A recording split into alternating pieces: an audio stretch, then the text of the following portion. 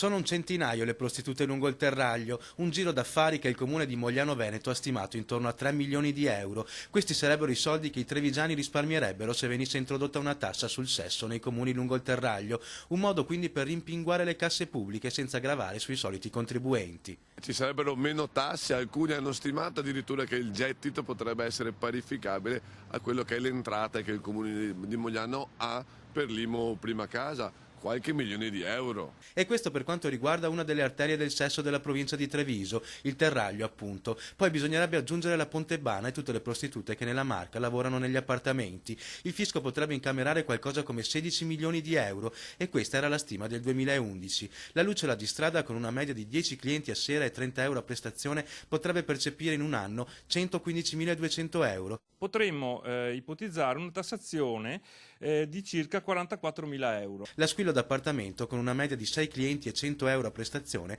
potrebbe guadagnare 172.800 euro. La sua tassazione sarebbe di 70.066 euro. Infine la Top Escort, con 3 prestazioni e 500 euro, guadagnerebbe 432.000 euro l'anno. La tassazione che graverebbe sul suo reddito sarebbe di 185,410. Una quantificazione teorica di 3 anni fa. Ad oggi sicuramente le cifre sarebbero più elevate. Per questo l'invito alla Giunta del Consiglio regionale di regolarizzare come lavoro autonomo e assoggettare a regime fiscale la prostituzione potrebbe far risparmiare molti soldi ai trevigiani.